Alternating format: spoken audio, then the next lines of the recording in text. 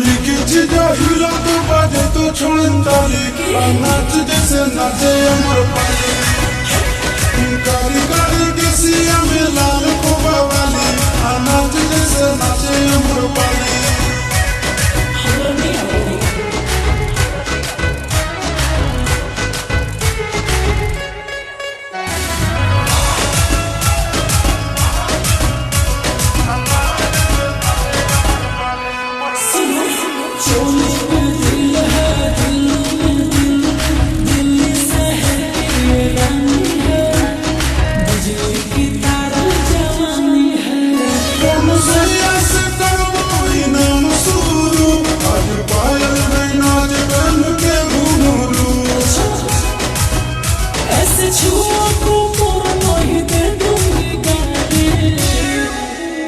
चोली के चीजा हिला तो बाजे तो छोड़न ताली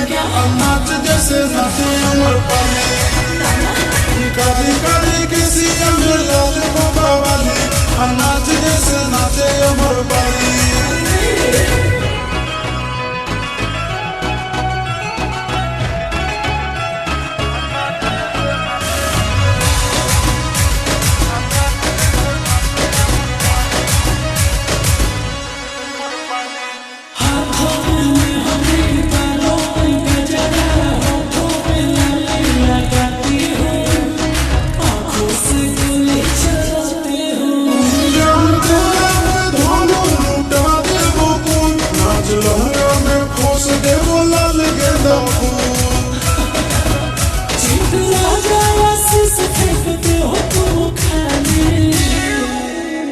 चोली के चीजा हिला तो बाजे तो छोड़न ताली